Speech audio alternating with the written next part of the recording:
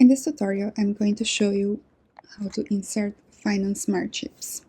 So there's two ways of doing it. You select a cell and you can come here to insert, all the way down to spreadsheets and finance.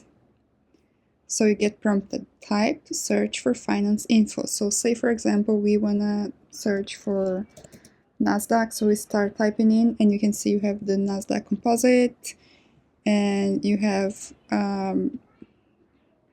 other options. If you were interested in Tesla, you could just start typing in Tesla and you will see it here. So let's see, for example, let's select Tesla. And what you have here now, if you hover over, you're going to get information on value, market cap, change, and you can open it up to view details and it takes you to the Google Finance page.